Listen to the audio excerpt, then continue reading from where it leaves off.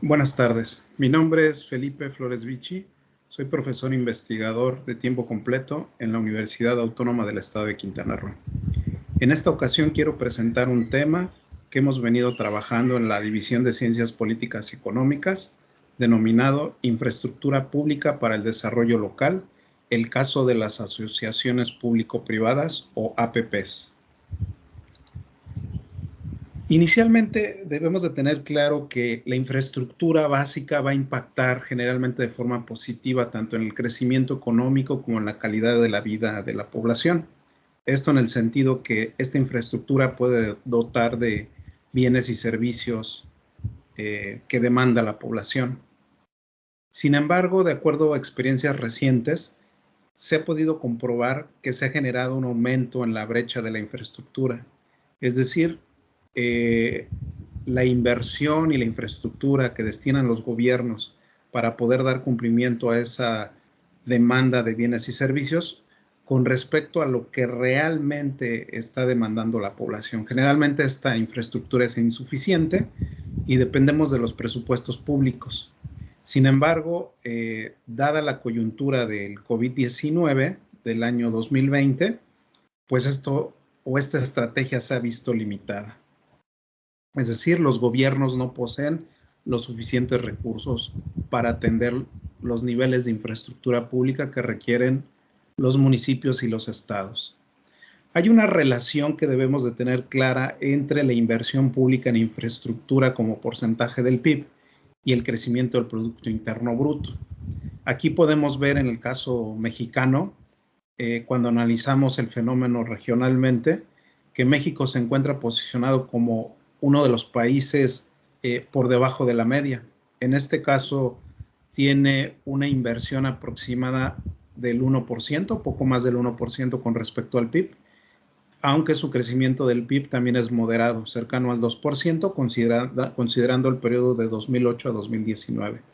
Es decir, va de la mano la inversión que hagan el sector público con este crecimiento del PIB. Es decir, empíricamente se ha demostrado esta relación. Sin embargo, vale la pena preguntarnos quién puede realizar estos esfuerzos financieros en materia de infraestructura.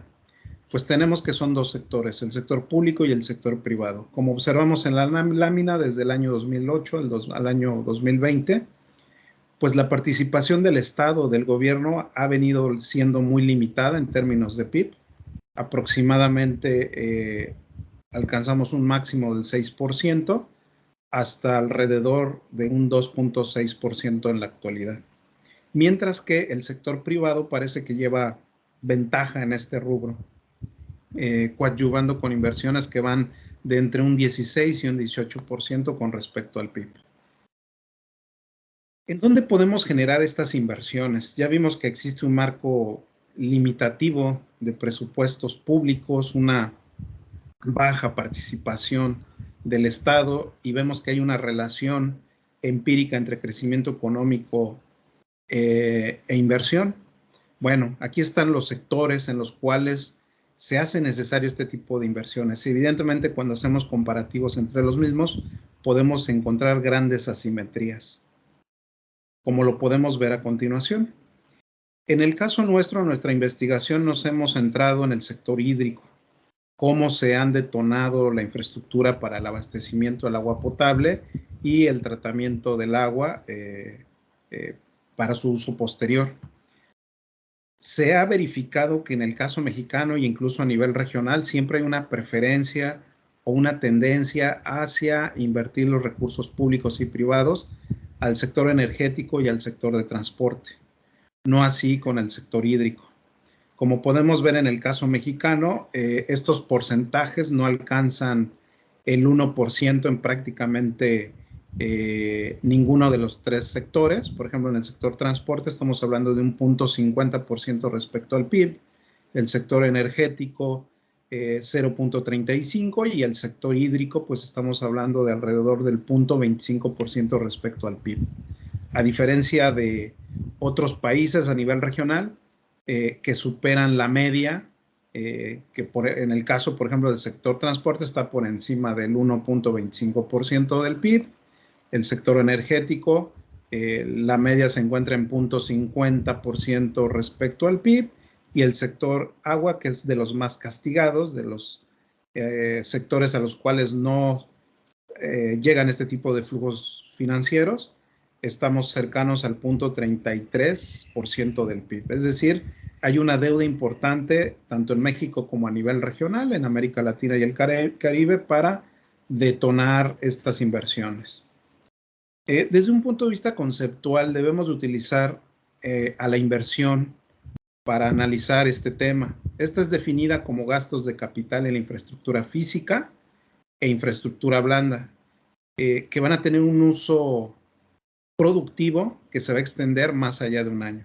En el caso mexicano, en el sistema de cuentas nacionales, se define o hay una aproximación a esta variable que se denomina formación bruta de capital. También vamos a utilizar, bueno, ¿qué herramienta? Porque evidentemente existen diversos mecanismos para generar infraestructura, para detonar la inversión pública, pero nos vamos a concentrar en las asociaciones público-privadas. ¿Qué es esto? Podemos definirla de manera muy global, a pesar de que existen múltiples definiciones, como un contrato a largo plazo entre una entidad pública y una entidad privada.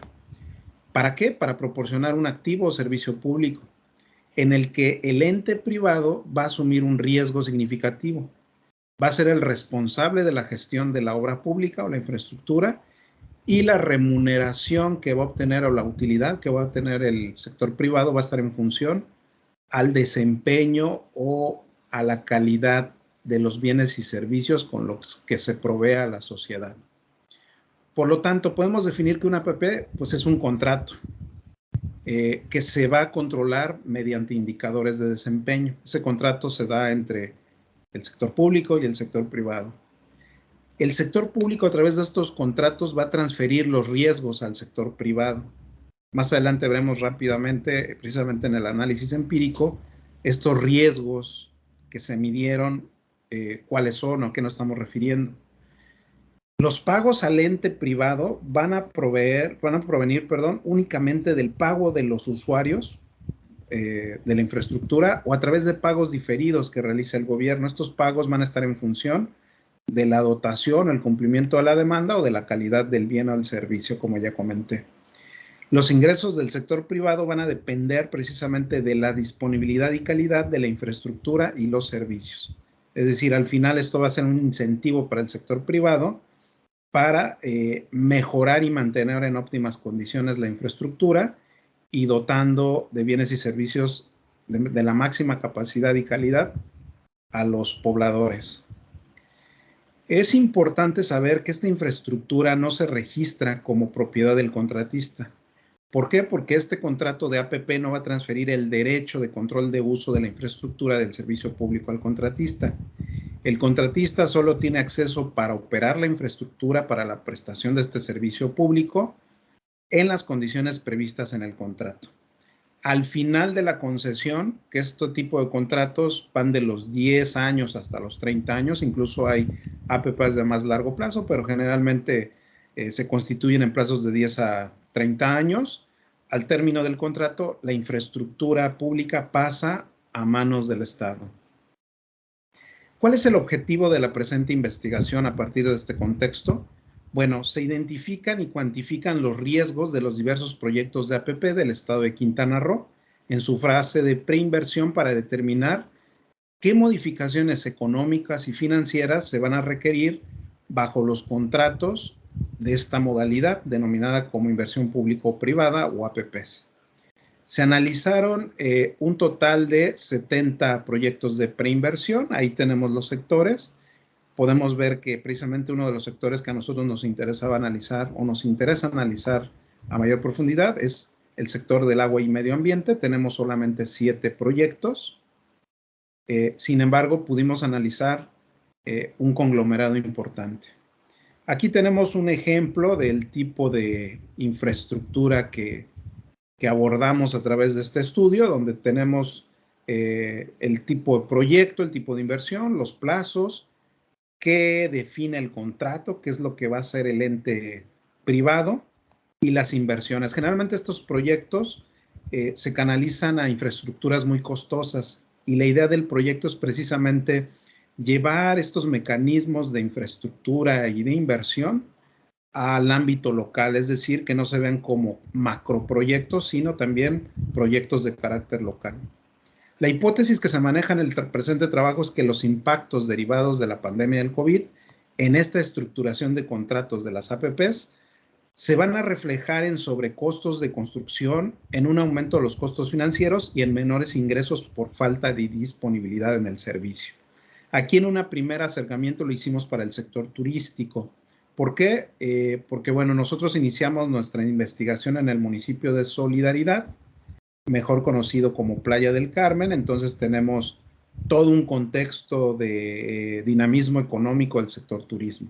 Sin embargo, esto ha ido evolucionando hacia el sector hídrico. ¿Qué metodología utilizamos? Bueno, se utilizó un proceso analítico jerárquico que va a permitir descomponer un problema en una jerarquía y asegura que tanto aspectos cuantitativos como cualitativos de ese problema se incorporen al proceso de evaluación, durante la cual la opinión extraída sistemáticamente por medio de comparación entre pares nos va a permitir generar elementos de priorización. Este proceso de análisis jerárquico facilita el análisis multicriterio basado en las importancias relativas. Es decir, a través de esta metodología se cuantificaron los pesos para los riesgos y los elementos que inciden en la estructuración de contratos de APP. Dimos una gran importancia precisamente al análisis de los riesgos. Los resultados esperados en esta investigación y que hemos podido verificar a través del análisis empírico es que en la etapa de diseño y construcción, que es la fase inicial de la infraestructura, pues existen todo este tipo de riesgos y factores que pueden incidir en un fracaso de una asociación público-privada.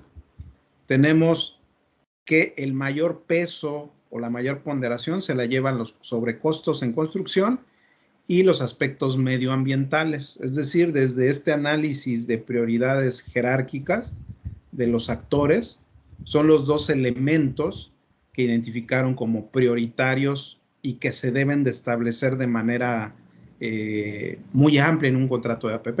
Sin embargo, podemos ver ahí toda una serie de riesgos que tienen que ver con innovación tecnológica, riesgos geológicos, variación de costos por aspectos de tipo de cambio, retrasos en la obra, modificaciones que requiera el proyecto, riesgos en materia de permisos y autorizaciones, pero básicamente en el sector turístico se encontró que estas dos variables son las fundamentales cuando priorizamos o diseñamos contratos de APP.